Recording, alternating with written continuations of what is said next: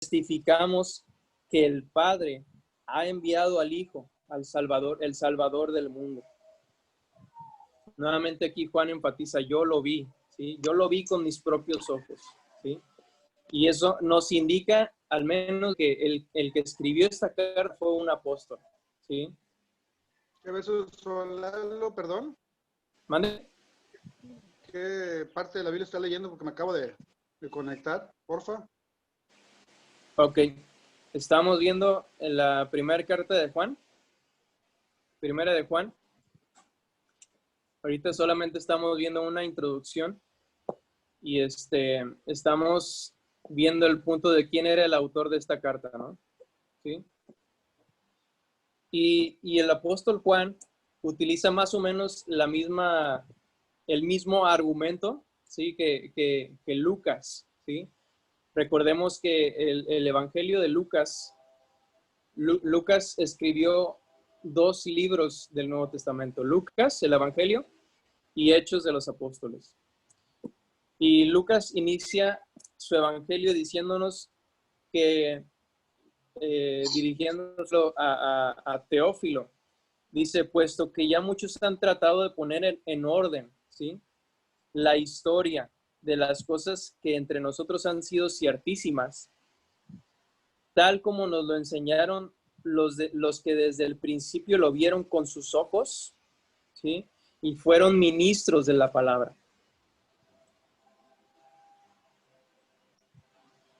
Lucas no era un apóstol, ¿sí? Era del círculo de los amigos de los apóstoles, ¿sí? Pero él no era un apóstol. Y entonces él tuvo que ponerse a los pies de las enseñanzas de los apóstoles. Entonces él dice, tal como lo enseñaron, ¿sí? Él mismo se pone como un discípulo, ¿sí? De los apóstoles que habían sido discípulos de Jesús. Dice, tal como nos lo enseñaron los que desde el principio lo vieron con sus ojos, ¿sí? Y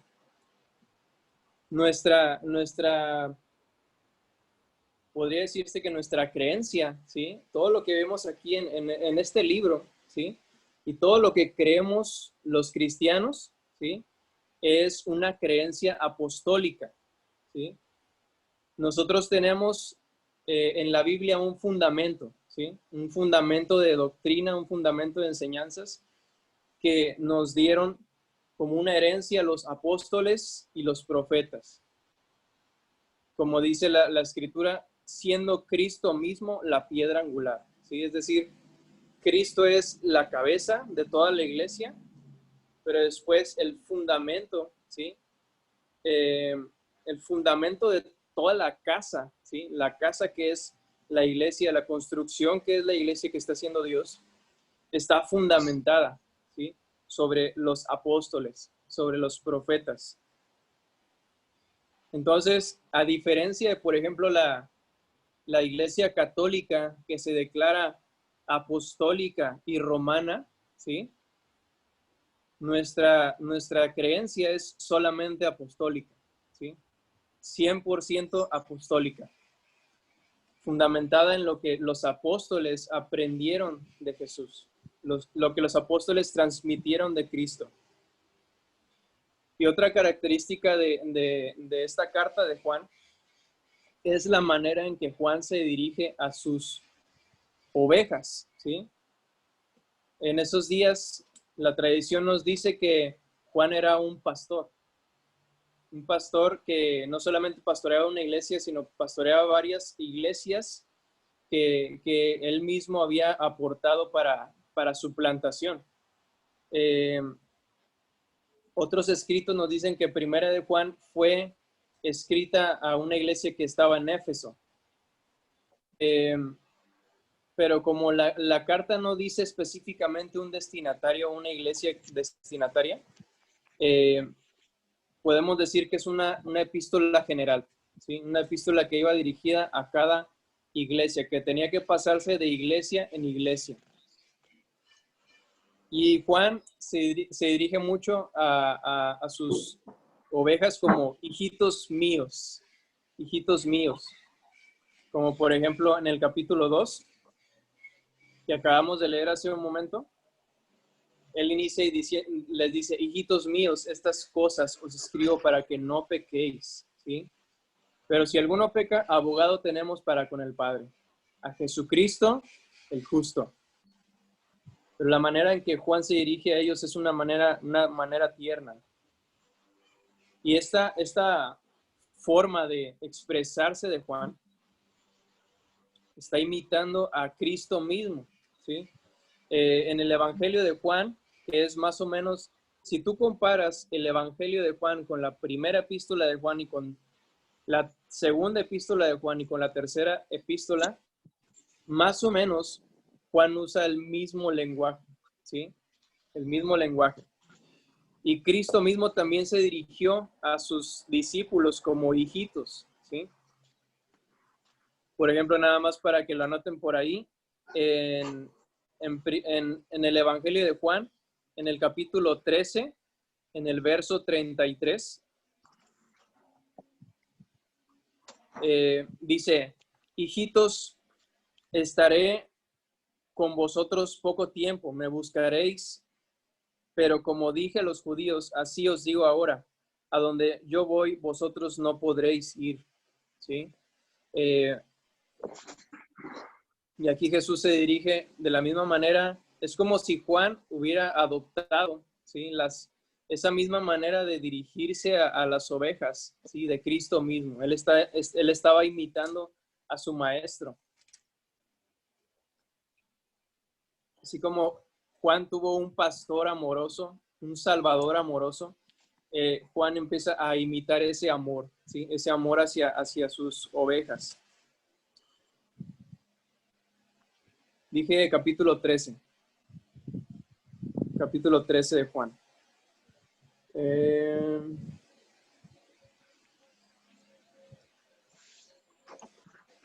Otra característica de este evangelio es de que Juan nos dice que por ahí estoy escuchando un eco. Ya se quitó. En primera de Juan 1:5, quiero que vean este versículo. Primera de Juan 1:5, que dice, este es el mensaje que hemos oído de él, ¿sí? Y os anunciamos, Dios es luz y no hay ninguna tinieblas en él. Otra característica de este evangelio es de que este mensaje que él estaba transmitiendo lo recibieron directamente de Cristo, ¿sí? Dice, este es el mensaje que hemos oído de él, de nadie más. Es decir, este mensaje no nos lo transmitieron a nosotros, ¿sí? Nosotros mismos directamente de Jesús lo aprendimos, ¿sí? Cara a cara, sentados a los pies de nuestro maestro, recibimos esta enseñanza, ¿sí?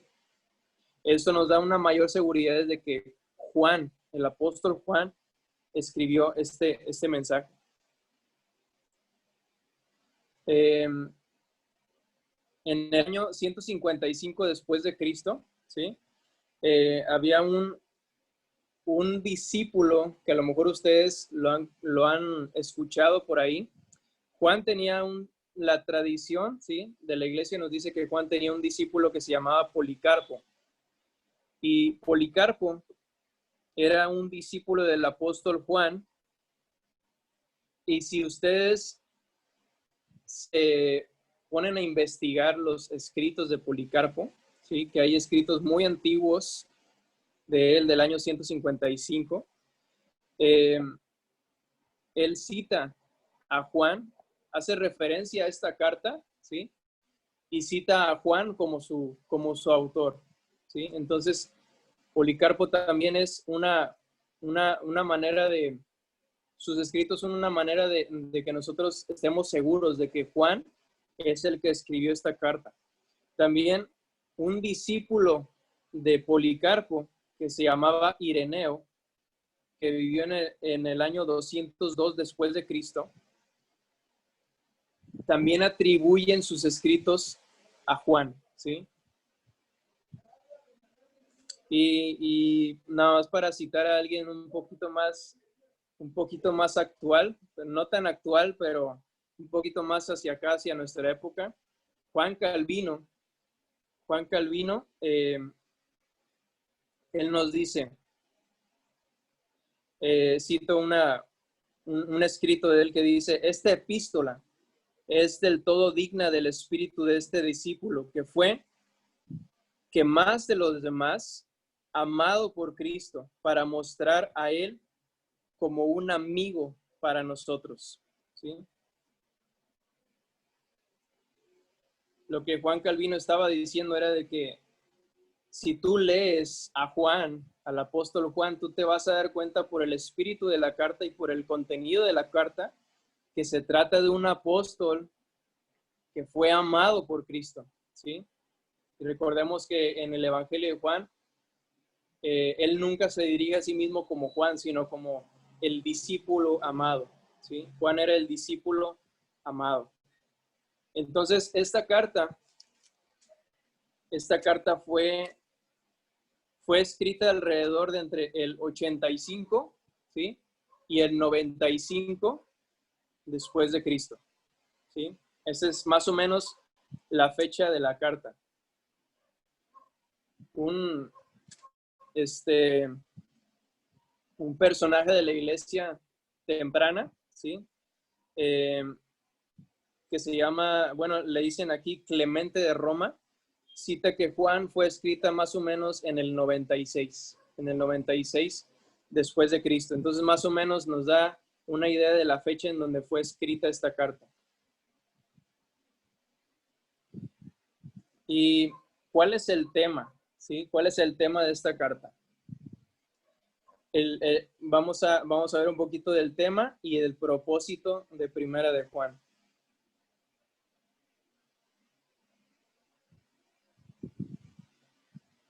El tema y propósito de Primera de Juan.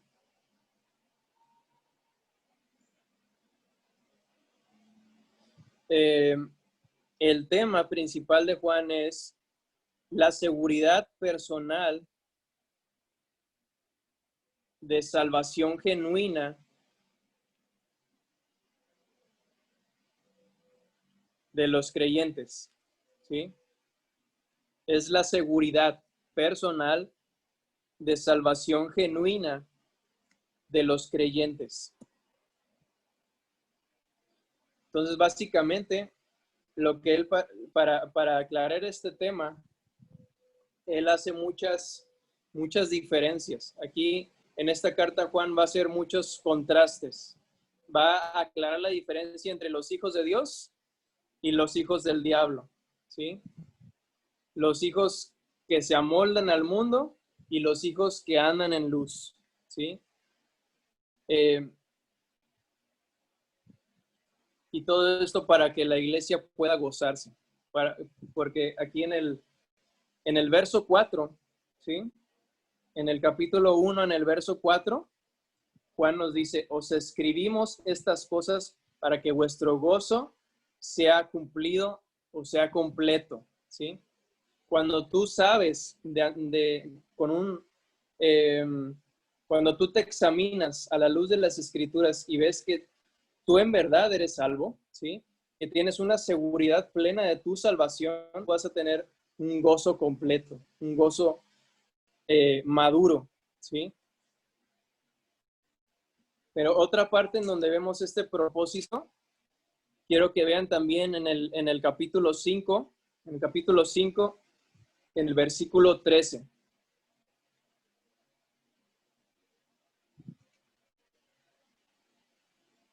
Capítulo 5, versículo 13.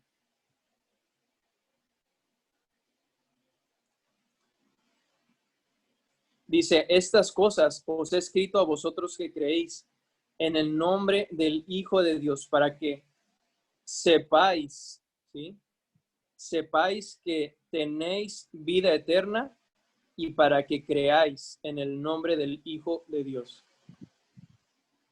Creo que aquí en este versículo está muy claro, ¿no? Está muy claro lo que quiere Juan. Yo le voy a escribir estas cosas, todo lo que les he escrito en estos 5 capítulos anteriores es para que ustedes sepan, ¿sí? Sepan que tienen vida eterna, para que estén seguros en ustedes mismos de que son salvos, de que son de Cristo, ¿sí? Esta manera de escribir los propósitos de Juan a mí me gusta mucho porque a diferencia de otros escritos, no nos dan tan directamente el propósito de cada carta, pero Juan nos lo dice directamente, ¿no? Por ejemplo, este mismo, eh, esta misma idea la vimos también en el Evangelio de Juan, ¿sí? Si ustedes recuerdan, si han leído todo el Evangelio de Juan con detenimiento, se darán cuenta de que también este Evangelio tiene su propósito, ¿sí? En el Evangelio de Juan, en el capítulo 20, en el verso 31. Juan 20, 31.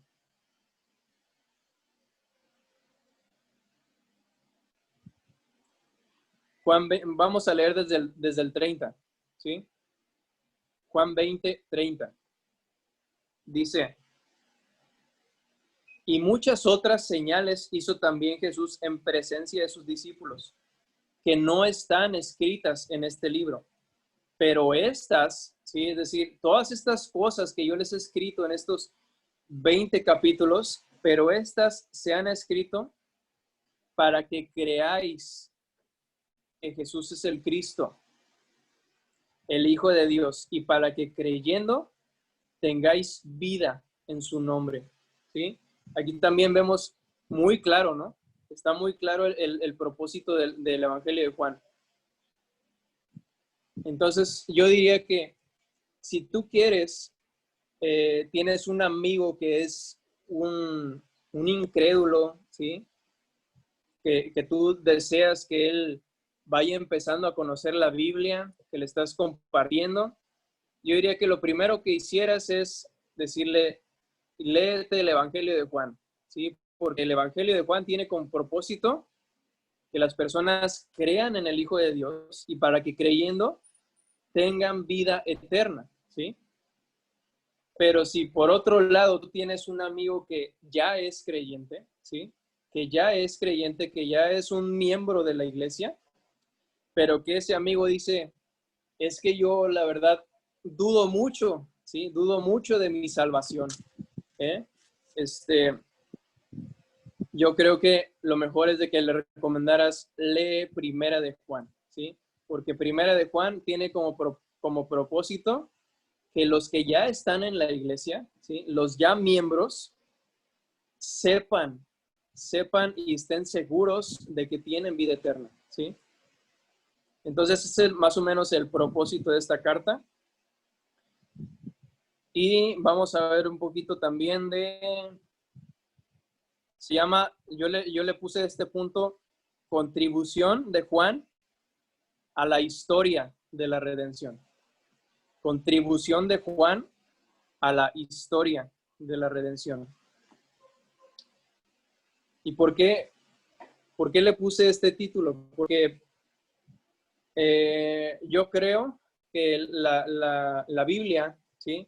Es una gran historia, ¿sí? La Biblia es una gran historia. La Biblia es más que un libro que te dice qué hacer y qué no hacer, ¿sí? La Biblia habla de Dios, primeramente. Antes de hablarnos a nosotros mismos, primeramente habla de la historia de Dios, ¿sí? De cómo Él hizo un plan para redimir a la humanidad, ¿sí? Y tú no puedes desconectar este libro, ¿sí? De Primera de Juan de toda la historia de la salvación. Nosotros sabemos que la historia de la Biblia inicia con la creación, ¿sí? Si pudiéramos ¿cómo se dice? Resumir la Biblia en temas principales, ¿sí? Pudiéramos decir que se resume en la creación, ¿sí? la caída de la humanidad, la redención de la humanidad y la nueva creación, ¿sí? Puntos muy sencillos, ¿sí? Creación, la caída de la humanidad que está en Génesis 3, después la redención, que la vemos en los evangelios, ¿sí? Y la nueva creación. 4 puntos en donde tú puedes resumir la Biblia. Entonces, ¿en qué punto se encuentra Primera de Juan? Primera de Juan se encuentra entre la redención, ¿sí? La redención que fue efectuada en Cristo y ese periodo, ¿sí? Ese periodo que nosotros, en el cual nosotros estamos, ¿sí? Desde la redención que hizo Cristo en la cruz hasta la nueva creación, ¿sí? En ese periodo que hay intermedio entre estos 2 puntos, ¿sí? Se escribe Primera de Juan.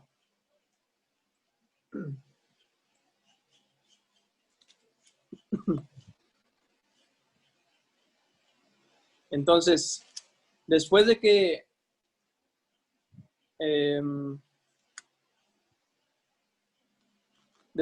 Jesús ascendió, ¿sí? Al cielo, y el cual esperamos obviamente su segunda venida, su segunda aparición de entre las nubes, ¿sí? Inició la iglesia, ¿sí?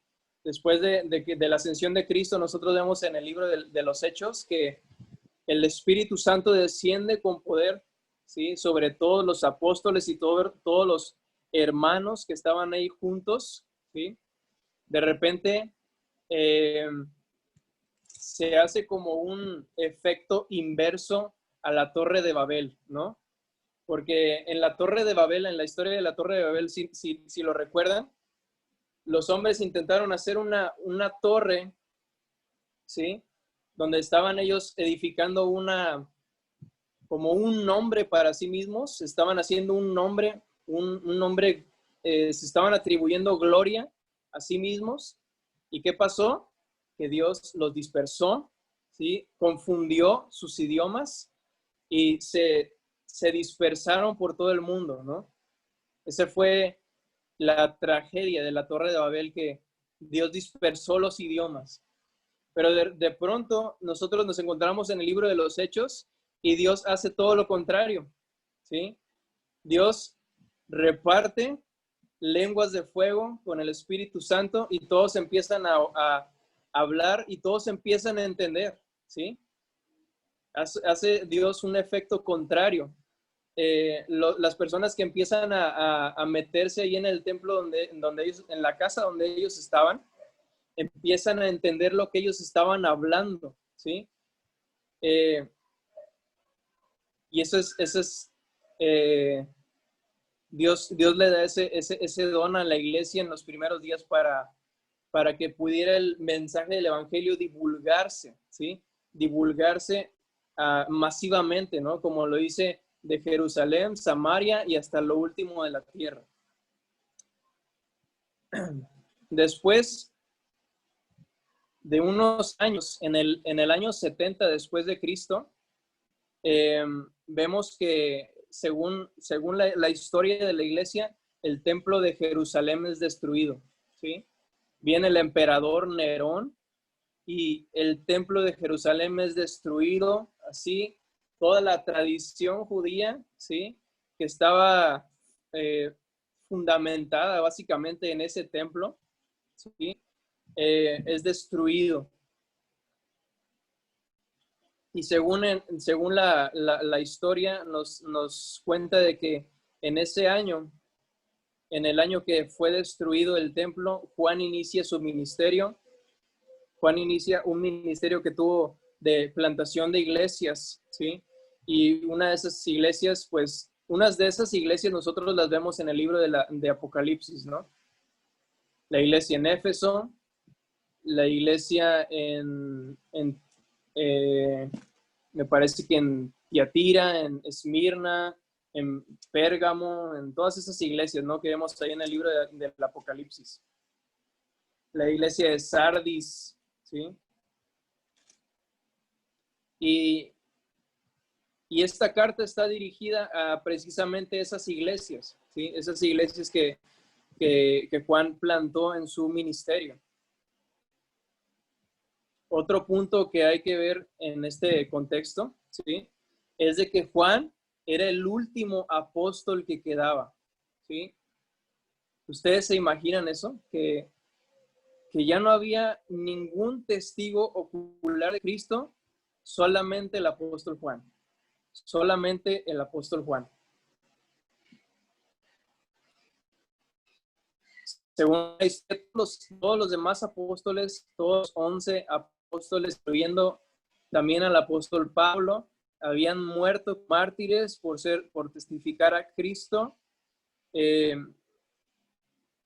Juan se queda solo, ¿sí? Se queda solo como el único testigo ocular, el último testigo ocular de Cristo.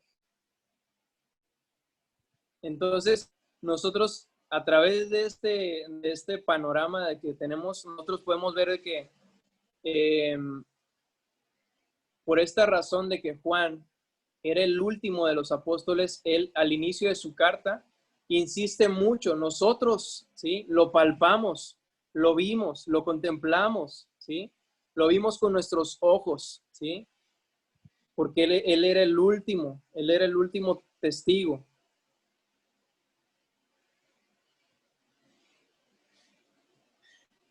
Entonces, este último apóstol estaba a punto de cerrar el canon de las Escrituras, ¿sí?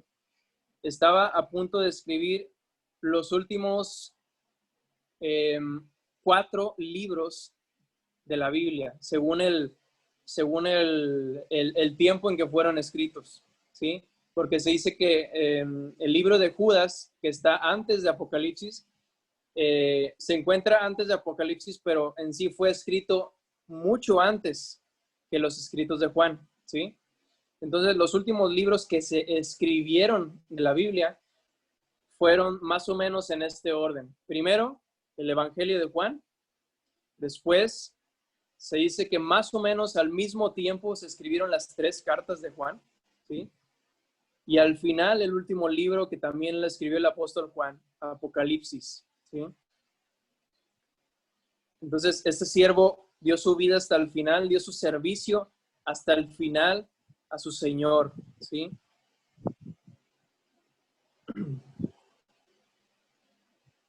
Entonces, Juan muere como un testigo fiel, ¿sí? Un testigo fiel. Y me gusta que los últimos versículos de la Biblia, él los escribe, ¿sí? Y él dice, si ustedes se van al final de sus Biblias, ¿sí? En el capítulo 22,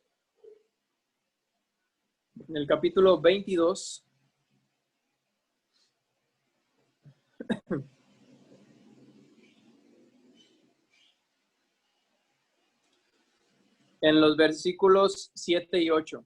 7 y 8. Apocalipsis 22, 7 y 8. Dice, he aquí, vengo pronto, ¿sí? Bienaventurado el que guarda las palabras de la profecía de este libro. Y luego el apóstol Juan, como si firmara, ¿sí? Firmara al final de la Biblia, dice, yo, Juan, soy el que oyó y vio estas cosas. Yo, Juan, soy el que oyó y vio estas cosas, ¿sí? Y de esta manera, Juan cierra, ¿sí? Cierra el canon. El Espíritu Santo, inspirando al apóstol Juan, cierra el canon de las Escrituras.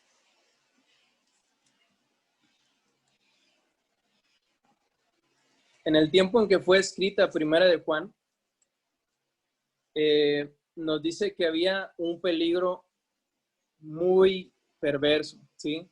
Era un peligro grave en donde había falsos profetas que negaban a Cristo, ¿sí?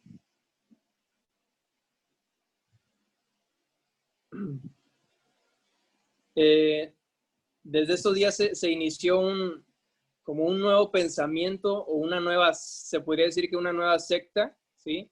Que en estos días también los conocemos como los gnósticos, ¿sí? Que se escribe gnósticos, pero con una G al principio, gnósticos. Y estos falsos creyentes, ¿sí? Ellos básicamente lo que creían era de que lo carnal no puede estar mezclado con lo espiritual, ¿sí? Lo carnal no puede estar mezclado con lo espiritual. Entonces, lo que ellos prácticamente enseñaban era de que como Cristo, como era un ser espiritual, ¿sí? Entonces era imposible que Cristo y Jesús fueran la misma persona, ¿sí? Eso era el pensamiento que ellos creían. Ellos creían que lo espiritual era bueno, ¿sí? Dios, como es espiritual, es bueno, ¿sí? Pero el hombre, como es carnal y como tiene un cuerpo y como tiene materia, es malo, ¿sí?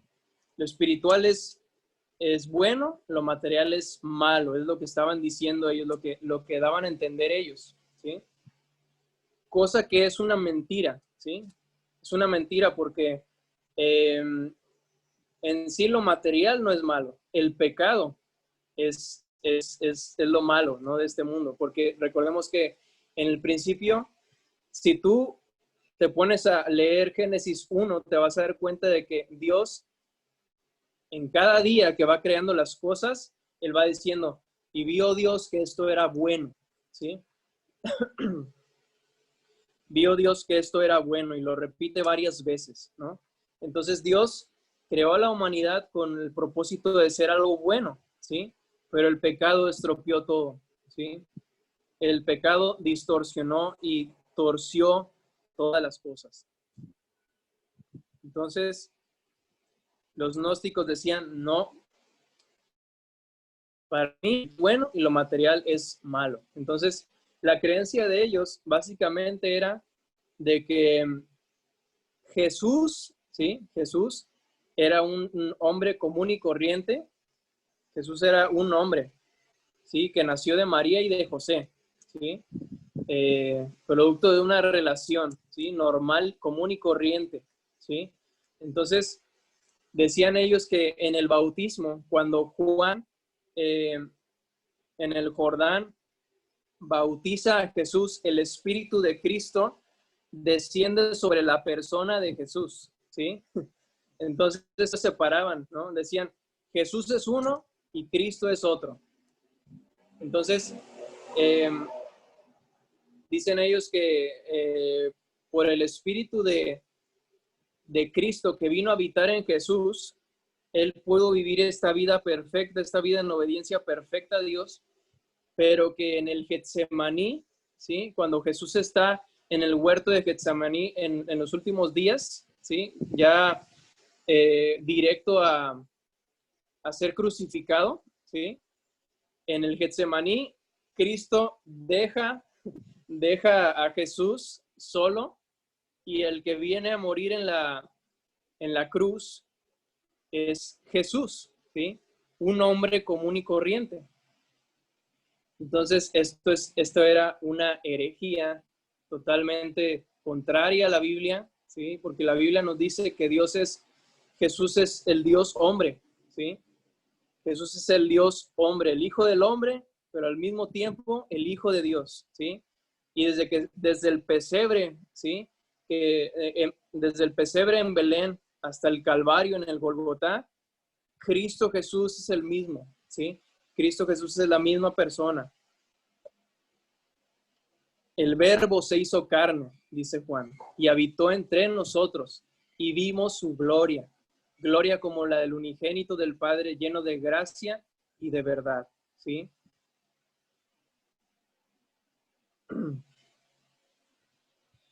Entonces, por eso, en la carta de Juan, en el capítulo 2, ¿sí?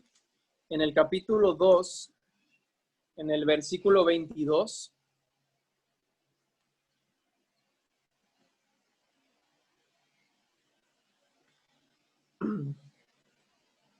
Juan capítulo 2, verso 22.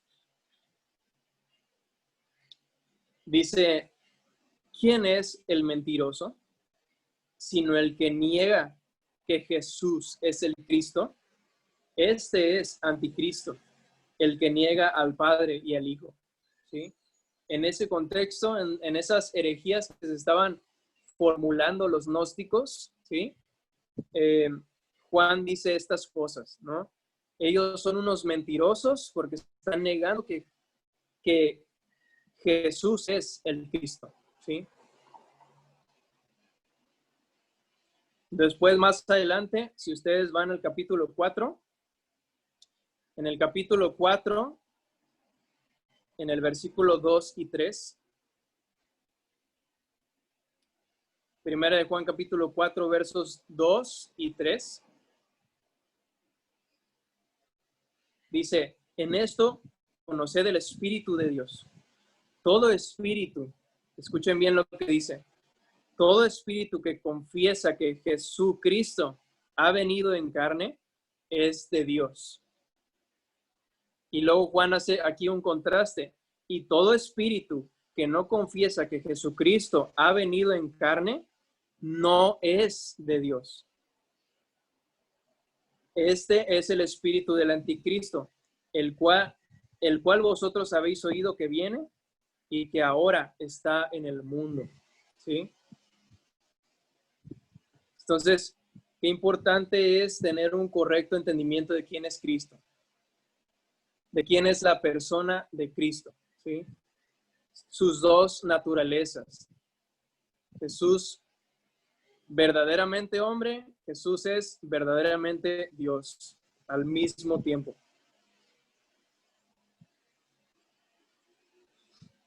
Había otros que decían, Jesús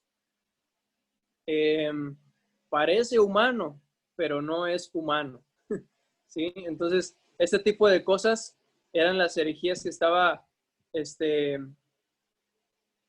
haciendo guerra, ¿sí? El apóstol Juan.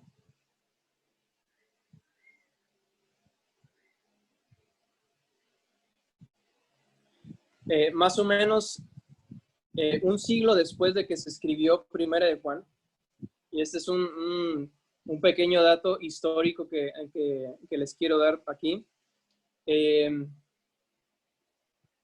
es de que había un teólogo, ¿sí? de la edad temprana de la iglesia que se llamaba Ignacio, ¿sí? Ignacio vivió en el siglo II después de Cristo, y él hace una carta, ¿sí? Hay un registro de una carta que hizo a una iglesia que estaba en Esmirna, ¿sí? En Esmirna. Y él expresaba su gratitud. Y solamente quiero que escuchen este fragmento que se relaciona mucho con lo que está escribiendo el apóstol Juan en su primera carta. Dice que Ignacio expresaba mucha gratitud porque sus lectores estaban plenamente persuadidos en cuanto a nuestro Señor, ¿sí? Es decir, a nuestro Señor Jesucristo, que Él en verdad es del linaje de David según la carne, pero el Hijo de Dios por la voluntad y el poder divinos, en verdad nacido de una virgen y bautizado por Juan, para que por Él se cumpla toda justicia, clavado en verdad en la carne por amor a nosotros, bajo Poncio Pilato y Herodes el tetrarca, porque Él sufrió todas estas cosas para nosotros, para que podamos ser salvos. Y Él sufrió en verdad, como también en verdad se levantó. No como dicen ciertos incrédulos, que Él sufrió en apariencia, pues yo sé y creo que Él estaba en carne aún después de su resurrección. ¿Sí? ¿Ven cómo se estaban levantando este tipo de herejías? Donde Él dice aquí, no como otros dicen, otros incrédulos dicen que solamente Él sufrió en apariencia, ¿sí? Pero nosotros sabemos que Jesús tenía un cuerpo de carne y que Él sufrió nuestros dolores, como dice Isaías. El castigo de nuestra paz fue sobre Él sus llagas, ¿sí? Literalmente, las llagas que se hicieron en su cuerpo, nosotros hemos sido sanados.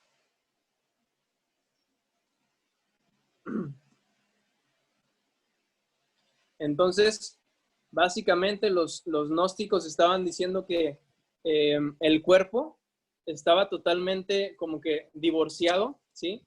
Del espíritu, ¿sí? Jesús era uno, Cristo era otro. Y esto no solamente aplicaba para Cristo, sino también para ellos mismos, ¿sí?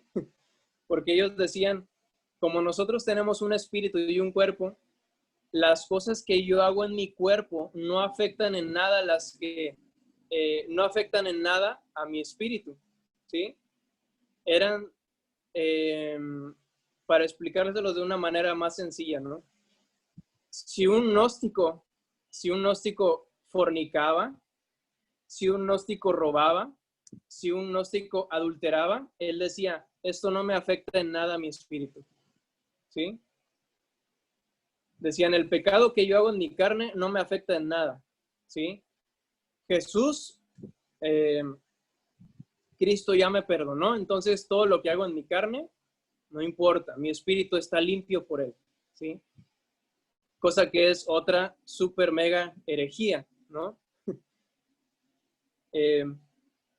Estos maestros, esos falsos maestros que también Juan en su carta llama anticristos, ¿sí? Anticristos.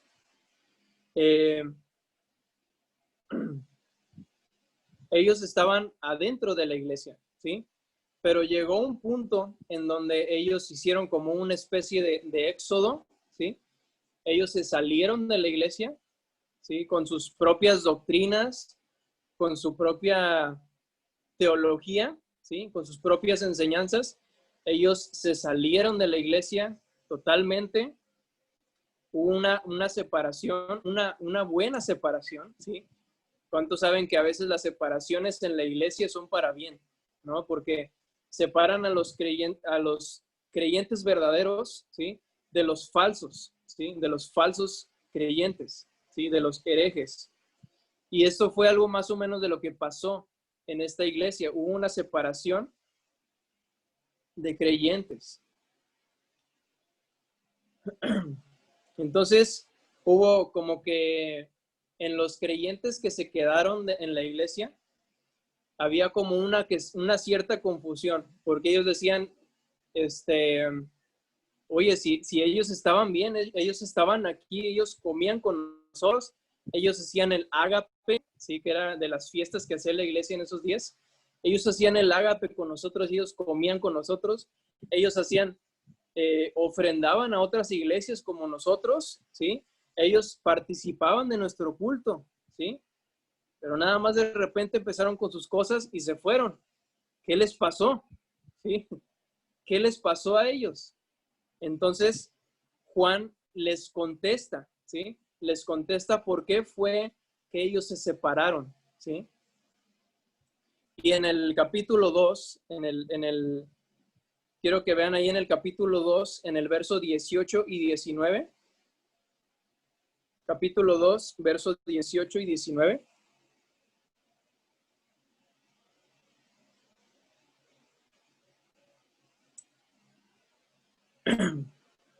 ¿Ya están ahí? Dice, capítulo 2, verso 18 y 19. Dice, hijitos, ya es el último tiempo.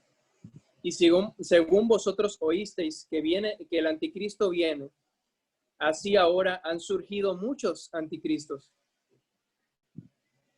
Por esto conocemos que es el último tiempo. Y luego dice, hablando del éxodo que había pasado en la iglesia, dice, salieron de nosotros, pero no eran de nosotros, ¿sí? No eran de nosotros. Porque si hubiesen sido de nosotros, habrían permanecido con nosotros, pero salieron para que se manifestase que no todos son de nosotros, ¿sí? Esos creyentes falsos, esos anticristos, que aparentemente al principio eran miembros de la iglesia, aquí Juan nos está explicando que ellos salieron de nosotros, pero en realidad ni siquiera fueron de nosotros, ¿sí? Eran solamente, como lo dicen los teólogos, ¿no? Ellos eran parte de la iglesia visible, pero no eran parte de la iglesia invisible, ¿sí? La iglesia invisible se refiere a todos aquellos que son miembros de Cristo, que en verdad han nacido de nuevo, que han sido genuinamente convertidos, ¿sí? Que han experimentado salvación, ¿sí? Aquellos que han sido eternamente sellados por el Espíritu Santo, ellos son la iglesia invisible, pero hay otra iglesia visible que son prácticamente todos los que van a la iglesia, ¿sí? Tanto los congregantes, que solamente son de esos que van los domingos, ¿sí? Pero en verdad no han creído, no han sido salvados, no han nacido de nuevo, ¿sí? Pero ahí están, ocupando un lugar, una silla, ¿sí? Y esperando, pues nosotros orando, ¿no? Que Dios tenga misericordia de ellos y que en verdad sean salvados, ¿sí? Pero aquí Juan dice que una evidencia que en verdad hemos sido salvos, ¿sí? Es de que permanecemos en la comunión con los creyentes, ¿sí? Porque dice, porque si hubiesen sido de nosotros, ¿sí? No sé si puedan captar este punto, ¿no? Que está muy claro, ¿no? Creo que Juan lo deja muy claro aquí. Porque si hubiesen sido de nosotros, habrían permanecido con nosotros, ¿sí? Es verdad. Sí, es decir, si en verdad ellos hubieran nacido de nuevo, si en verdad ellos hubieran creído genuinamente en Cristo, ellos habrían permanecido en la iglesia, pero no, ellos eran falsos, sus frutos eran falsos, ¿sí? Es lo que está diciendo Juan. Entonces, esa es una marca de un verdadero cristiano, ¿sí? De un verdadero cristiano, que el verdadero cristiano es aquel que permanece en comunión con la iglesia, ¿sí? Es aquel que permanece en comunión con la iglesia.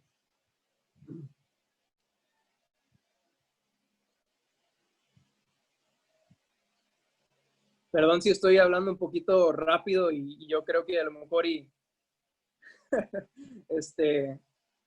algunas cositas se les están pasando, pero voy a intentar en esta semana pasarles todos mis apuntes, todos los versículos, todas las frases, notas que tengo aquí, para que ustedes también las tengan, ¿sí?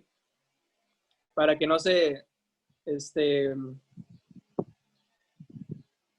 preocupen si se les pasa algún dato, algún versículo, ¿sí? Entonces, esta es la línea que sigue el apóstol Juan, ¿no? La línea de que él va a definir quiénes son hijos de Dios y quiénes son los hijos del diablo, ¿sí?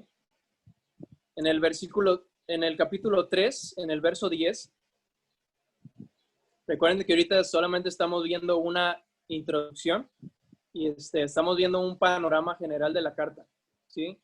Entonces, en el capítulo 3, en el versículo 10,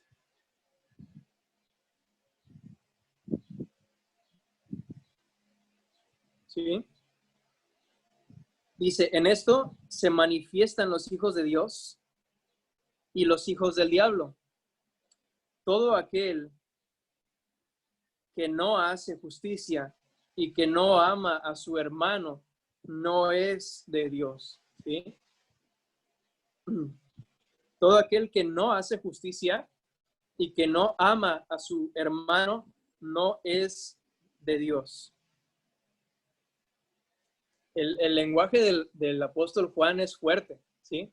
El lenguaje del apóstol Juan a veces suena hasta más fuerte que el del apóstol Pablo, ¿sí? Porque Juan no da lugar a, ¿cómo decirlo? Su carta está llena de contrastes, ¿sí? Entre lo falso y lo verdadero, ¿sí? Entre lo falso y lo verdadero. O eres cristiano o no eres cristiano. O eres hijo de Dios o eres hijo del diablo.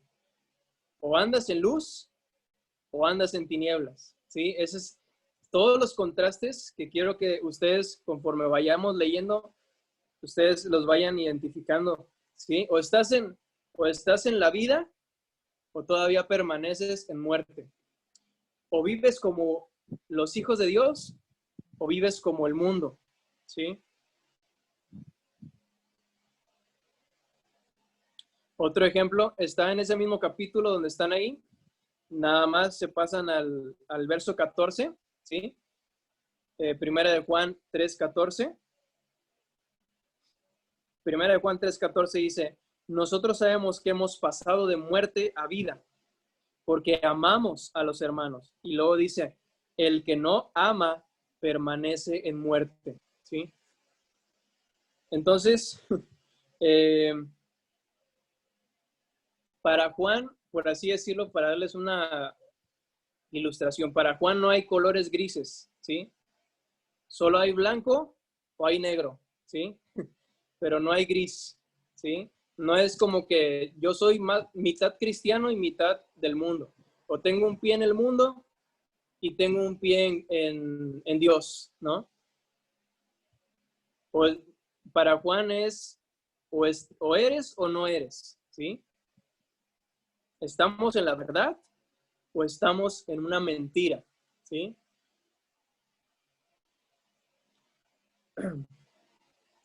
Por ejemplo, otro ejemplo, nos regresamos un poquito en el capítulo 2, en el versículo 4, primera de Juan 2:4. ¿Ya están ahí? Dice, el que dice, yo le conozco y no guarda sus mandamientos, el tal es mentiroso y la verdad no está en él, ¿sí? Entonces, para Juan no solamente el cristianismo es aceptar o recibir verdades, no, el cristianismo se manifiesta en tu vida, ¿sí? El cristianismo no es solamente decir yo creo en Jesús, creo en que perdonó mis pecados y que tengo vida eterna, no. Para Juan dice, el que dice yo le conozco, ¿sí? Es decir, el que dice yo creo en Cristo, yo conozco su obra en la cruz, tengo conocimiento de él, ¿sí? Pero dice, y no guarda sus mandamientos, dice, el tal es mentiroso y la verdad no está en él, ¿sí? Juan es totalmente tajante, ¿no? ¿Sí? Es muy tajante, dice, la verdad no está en él, ¿sí? Para Juan, o eres practicante del pecado o eres practicante de la justicia, ¿sí? Nosotros sabemos, obviamente, que los cristianos también pecamos, ¿sí? Y por eso dice Juan, si alguno peca, ¿qué? Abogado tenemos para con el Padre, ¿no? A Jesucristo el justo. Pero es imposible que digas tú que eres cristiano y sigas practicando las cosas que hacías antes, ¿no? Debe haber un antes y un después en tu vida. Si dices que eres cristiano, si dices conocer a Cristo, ¿sí? Se debe de manifestar en amor, obediencia, se debe de manifestar en un correcto entendimiento de Cristo, ¿sí? Y vamos a ver otro ejemplo, nada más así rapidito. Y también en el capítulo 5, en el verso 18.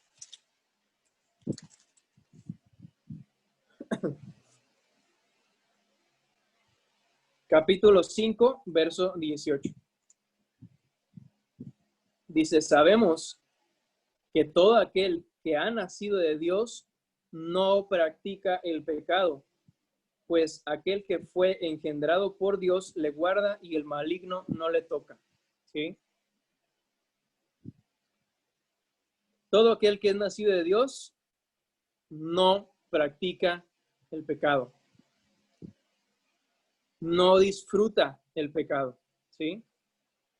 Siempre va a haber un estorbo, ¿sí? Siempre va a haber una alarma de advertencia que pone el Espíritu de nosotros cada vez que pecamos, ¿sí? El que ha nacido de Dios no practica, ¿sí? No practica el pecado. Hay una gran diferencia, ¿sí? Entre caer en pecado y practicar el pecado, ¿no?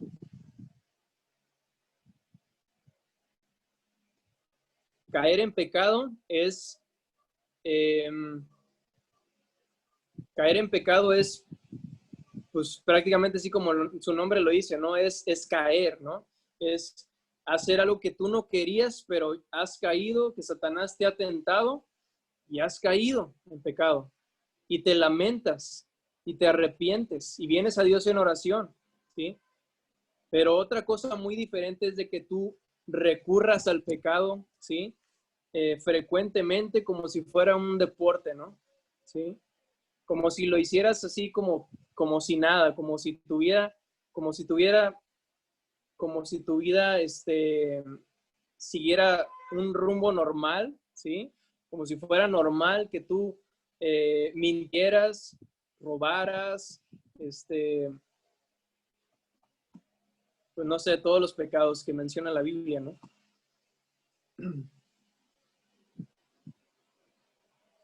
Y voy a citar aquí a un comentarista muy conocido que se llama Matthew Henry. Matthew Henry hace el siguiente comentario, dice: esta epístola también estimula a todos los que profesan conocer a Dios a que tengan comunión con Él y crean en Él y anden en santidad, no en pecado, demostrando que una profesión puramente externa es nada sin la evidencia de una vida santa y una conducta santa, ¿sí?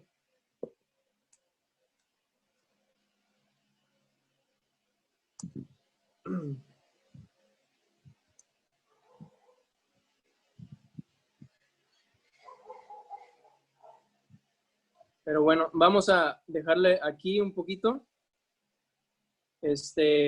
Vamos a hacer una pausa, ¿sí? Para que vayan a tomar agua, o vayan por su café, o vayan al baño, ¿sí? Este, y nos vemos aquí a las 12:30. No se va a quitar la sesión, ¿sí? Aquí voy a estar yo. Nada, voy por tantita agua, pero aquí va a estar abierta la sesión. Nada más, aquí nos vemos a las 12:30, ¿sí? Nada más para ver el último punto.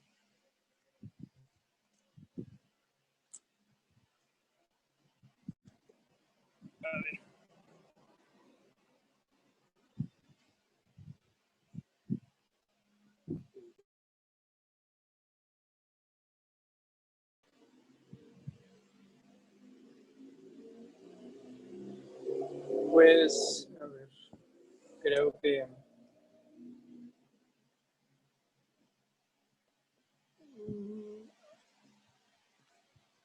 ya nada más nos falta un punto. Por ahí les pasé otro archivo, es el mismo en WhatsApp. Les compartí otro archivo que es el mismo que les pasé en PDF, nada más que en Word. Ahorita les voy a explicar más o menos cómo va a ser con eso, esos ejercicios. Pero bueno, eso ya lo vemos ya al final. Vamos a ver el último punto que quería ver de la introducción es, por ahí si quieren anotarlo, se llama el carácter de Dios en Primera de Juan. O pueden poner entre paréntesis los atributos de Dios en Primera de Juan, ¿sí? Los atributos de Dios en Primera de Juan.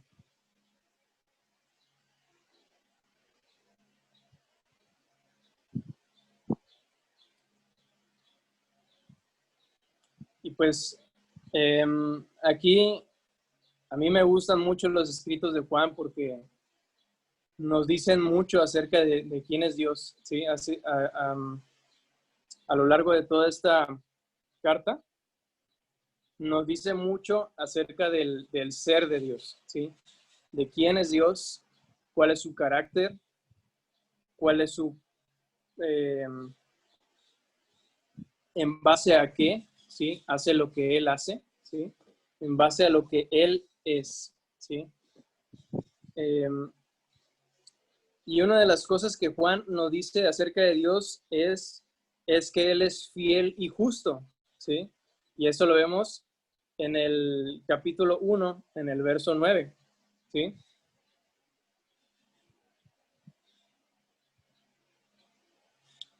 Que dice, si confesamos nuestros pecados, Él es fiel y justo, ¿sí?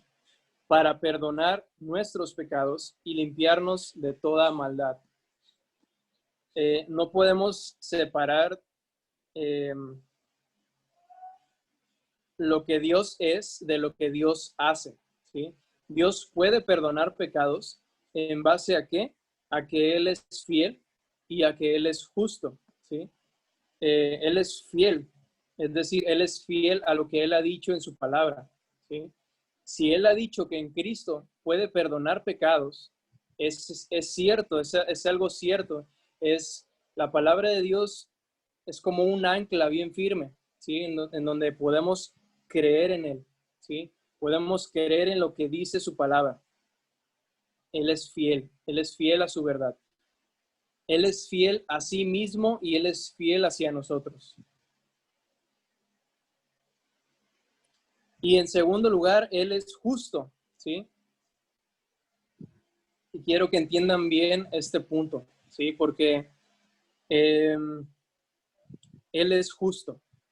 Él es justo y a la vez puede perdonar pecados, ¿sí? Está medio raro este texto, pero quiero explicárselos bien para que lo puedan entender. Porque según la Biblia, ¿sí? Lo justo, ¿sí? Lo justo sería de que todo pecado fuera castigado, ¿sí? Eso sería lo justo, ¿no? Eh, es lo que nos dice a través de toda la Biblia, ¿no? De que Dios es justo, de que Dios debe de castigar el mal, ¿sí? Él debe de dar la justa retribución a cada una de las obras que hagan todos los hombres. Entonces, para Dios es justo castigar el mal, ¿sí? Porque Él es el juez de toda la tierra. Entonces, ¿cómo puede un juez justo perdonar pecados, ¿sí? ¿Cómo puede Dios ser fiel y justo y a la vez perdonar, ¿sí? El secreto está en de que Cristo, ¿sí? Cristo absorbió la ira de Dios. Cristo absorbió ese justo castigo que nosotros merecíamos, ¿sí? De manera que todo aquel que cree en Él es justificado, ¿sí? Todo aquel que cree en Él es justificado. Como dice Romanos capítulo 5, justificados pues por la fe tenemos paz para con Dios por medio de nuestro Señor Jesucristo. Es decir, la justicia que nosotros merecíamos, el justo castigo que nosotros por nuestro pecado merecíamos, fue castigado en Cristo. Pero la justicia de Dios no fue violada, ¿sí? No, la justicia de Dios no fue violada en ningún punto, ¿sí?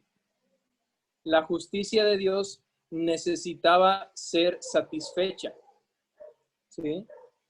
Pero ese castigo justo fue depositado en su Hijo, ¿sí? De manera que Dios es justo y a la vez puede justificar, ¿sí? A los que tienen fe en Cristo, ¿sí? De manera que Cristo, al hacerse el sustituto de nosotros en la cruz, muriendo en nuestro lugar, sufriendo la separación que nosotros merecíamos, Dios puede perdonarnos justamente, ¿sí? Al ser satisfecha su su ira, nosotros somos librados de toda ira, porque Dios no puede castigar un pecado dos veces. ¿Sí? ¿Sí me explico?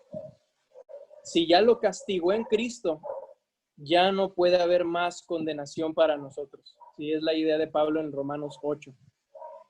Ya no hay más condenación para los que están en Cristo Jesús. Entonces, debido al sacrificio de Cristo, ¿sí? Dios es fiel y justo para perdonar nuestros pecados y limpiarnos de toda maldad, ¿sí? Y fíjense bien, porque aquí podríamos decir que Dios sería injusto, ¿sí? Dios sería injusto si no nos perdonara, ¿sí? Dios sería injusto si no nos perdonara, porque ya nosotros hemos creído en Cristo, ¿sí? Ya nosotros hemos recibido salvación por Él, nuestro castigo, nuestra condenación, ¿sí? Ya fue puesta sobre Él, ¿sí? Entonces, si Dios no nos perdonara, no estaría acreditando lo que merece, ¿sí? Lo que nosotros merecemos por la obra de Cristo en nosotros, ¿sí? Entonces, Él es completamente justo y Él puede perdonarnos, ¿sí? Gracias a Dios. Gloria a Dios por eso. Otra cosa que nos enseña Juan es que Dios es luz, ¿sí? Dios es luz. En el mismo capítulo, en el capítulo 1, en el verso 5, dice, este es el mensaje que hemos oído de Él y os anunciamos, que Dios es luz y no hay ninguna tinieblas en Él, ¿sí? Hay cosas que nos enseña la Biblia acerca del carácter moral, ¿sí? De Dios, como por ejemplo que Dios es amor, que Dios es paciente, que Dios es justo, que Dios es fiel, ¿sí? Que Dios es misericordioso. Pero aquí Juan utiliza, por así decirlo, Dios dos sustantivos, ¿no? Por lo general, una oración se forma de un sustantivo y un verbo, ¿no? ¿Sí? Podríamos decir, Dios es amor, el sustantivo es Dios, ¿sí? Y el verbo que es, que Él ama, ¿no? Que Él es amor, ¿sí? Pero aquí Juan dice dos sustantivos. Dios es luz, ¿sí? Entonces, lo que tenemos que definir es qué significa que Dios es luz. Y creo que podemos interpretarlo a la luz de que Él dice, y no hay ninguna tinieblas en Él, ¿sí? Es decir, Dios es limpio, la luz es pura y limpia, ¿sí? Entonces, Dios es puro, limpio y Él es santo, ¿sí? Él es moralmente perfecto, ¿sí? Él es limpio, totalmente puro.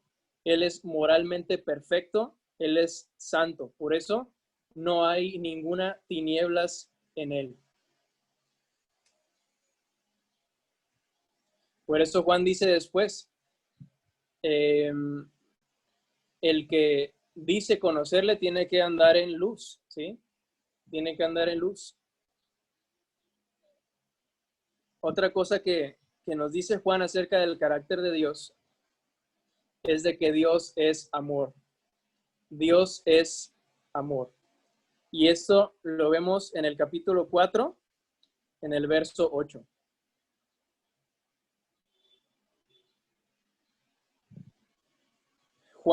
Primera de Juan, capítulo 4, verso 8. Dice, el que no ama no ha conocido a Dios, porque Dios es amor. Dios es amor. Y aquí hay algo importante que nos está diciendo Juan, de que Dios no solamente ama, ¿sí? Dios no solamente ama y demuestra su amor hacia con nosotros, sino que Él mismo en sí, en su esencia, es amor, ¿sí? De Él brota el amor. Nosotros amamos porque Él nos amó primero, ¿sí? Nosotros podemos amar porque tenemos a Dios morando en nosotros, ¿sí? Pablo en Romanos 8 dice, Dios ha derramado su amor en nosotros por el Espíritu Santo que nos ha dado, ¿sí? Entonces, nosotros podemos amar porque Dios mora en nosotros. Él es la fuente de todo amor, ¿sí? No solamente demuestra amor, no solamente da amor, sino que Él mismo emana amor, ¿sí? Él es amor en su esencia, ¿sí?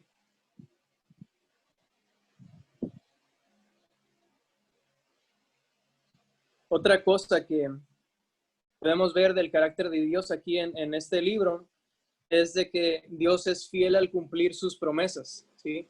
Dios es fiel al cumplir sus promesas.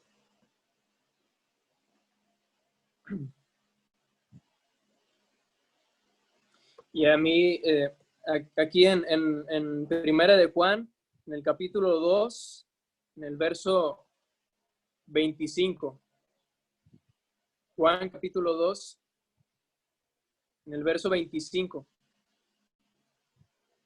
es un verso muy cortito, pero dice, y esta es la promesa que Él nos hizo, la vida eterna, ¿sí? Dios es un Dios que hace promesas. Así como Él le hizo la promesa a Abraham de que su descendencia iba a ser una descendencia fructífera y que ellos iban a heredar una tierra, ¿sí? En la que emanaba leche y miel, la tierra de Canaán, que se las iba a dar como herencia. Y Dios en ese momento jura por sí mismo, no teniendo a otro, ¿sí? Más alto por el cual jurar, ¿sí? Él jura por él mismo esta promesa. Y Dios es un Dios que hace promesas. Pero yo creo que todas las promesas de Dios, ¿sí? Absolutamente todas las promesas de Dios en toda la Biblia se resumen en que Él nos da vida eterna, ¿sí? Él nos da vida eterna. Y todas las demás promesas que vemos de que Dios nos va a santificar, que Dios nos va a dar siempre todo lo que necesitamos, ¿sí? En esta vida y aún más en la porvenir, que Dios nos va a dar el cielo como herencia, de que vamos a estar eternamente en su presencia. Todas las promesas que tú encuentras en la Biblia se resumen en esto, de que Él nos dio vida eterna, de que nosotros, Él nos permitió conocerle a Él, ¿sí? Tenemos vida eterna en Cristo Jesús. Tenemos la vida de Dios misma en nosotros, ¿sí? Una vida eterna, una vida permanente, una vida totalmente anclada a Dios, unida a Cristo, ¿sí? En eso se resumen todas las promesas de Dios. Otra cosa que también nos enseña Juan acerca de su carácter es de que Dios es verdadero. En Él no hay falsedad, en Él no hay error, en Él no hay mentira. Él es verdadero.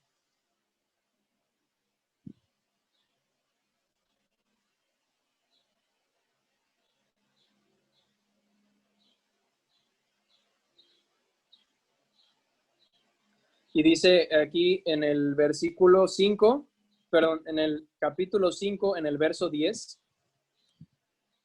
primera de Juan 5, 10.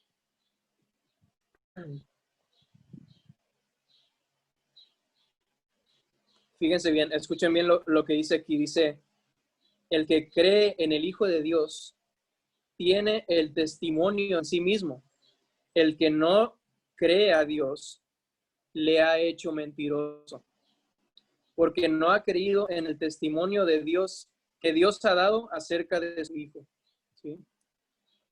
Todo aquel que cree en el Hijo de Dios, el que cree en Jesús, está dando testimonio de que Dios es verdadero, de que Dios es fiel, de que Dios lo que ha hecho es verdad, de que Cristo en verdad vino en carne, vivió entre nosotros, vivió una vida perfecta, murió en una cruz, resucitó de una tumba al tercer día y que ascendió al cielo y que esperamos su segunda venida. Todo ese testimonio, el que no lo cree, le ha hecho mentiroso a Dios, ¿sí? Cosa que es imposible, ¿verdad? Pero aquí está dándonos a entender Juan de que Dios no puede mentir. Dios no puede mentir. Dios no puede ser mentiroso.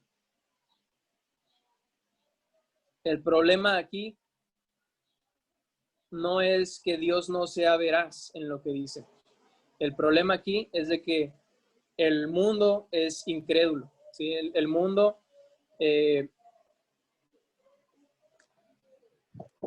tiene el corazón endurecido para creer en Cristo y necesita un milagro, ¿sí?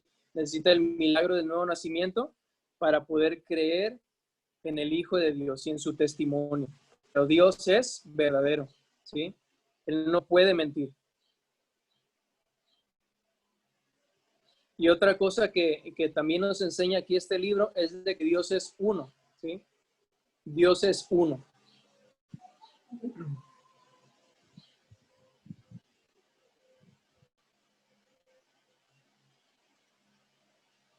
Nosotros no tenemos una religión en donde creemos en tres dioses, ¿sí? No somos como los, ¿cómo se llaman esos? Los hindús, ¿sí? No somos como los hindús, que son politeístas, ¿sí? Nosotros creemos en un solo Dios que se manifiesta en tres personas, ¿sí? Y aquí en el capítulo 5, en el verso 7,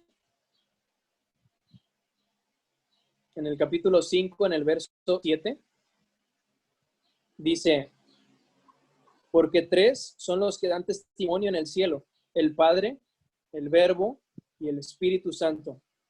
Y luego dice, y estos tres son uno, ¿sí? Estos tres son uno. Nosotros creemos en un solo Dios, ¿sí? En un solo Dios,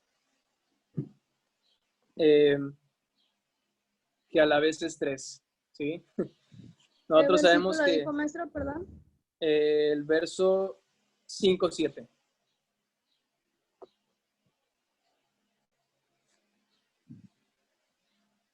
Y toda la Biblia nos explica esto, ¿no? De que Dios solamente es uno.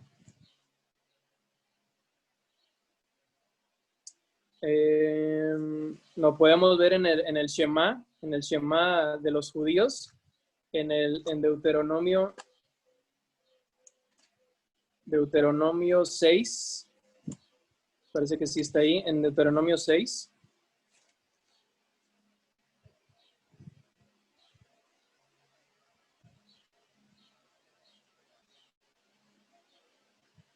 Sí, en el Deuteronomio 6:4.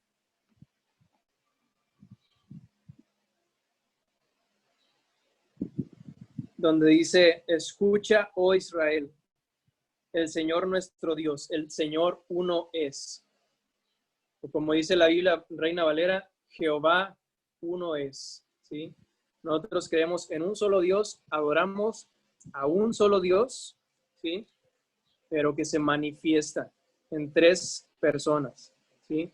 En la persona de Dios Padre, Dios el Hijo y Dios el Espíritu Santo. Y que los tres cooperan y colaboran para nuestra salvación. El Padre planeó la salvación, el Padre obró la salvación, el Hijo ejecutó la salvación al venir a este mundo, ¿sí? Al encarnarse, al hacerse hombre como nosotros y morir en una cruz y resucitar al tercer día. Y el Espíritu Santo es el que aplica, ¿sí? El que aplica la salvación a nosotros. Es por el Espíritu Santo que nosotros creemos de nuevo, creemos y nacemos de nuevo. Y es por el Espíritu Santo que somos sellados, ¿sí? Somos sellados como pertenencia de Dios, como que pertenecemos a Dios, somos de Él y Él es nuestro. Es el Espíritu Santo el que nos une a Cristo como nuestro esposo, ¿sí? Como nuestro sacerdote, como nuestro rey, como nuestro profeta, como nuestro mediador, ¿sí? Como nuestro salvador. Él es el Espíritu Santo el que aplica la salvación a nosotros. Él es el que nos recuerda toda la palabra de Cristo. por el Espíritu Santo que inspiró las Escrituras es que podemos entender las Escrituras. Es por el Espíritu Santo que podemos santificarnos a nosotros mismos. Es por eso que ya no vivimos igual que los demás, porque el Espíritu Santo mora en nosotros, ¿sí? De manera que las tres personas de la Trinidad obran juntamente como un solo Dios para nuestra salvación. Entonces, nada más para resumir, Dios es fiel y justo, ¿sí? Dios es luz, es decir, que Él es santo, puro y bueno, ¿sí? Y Él es moralmente perfecto. Dios es amor, ¿sí? Dios es fiel y cumple sus promesas.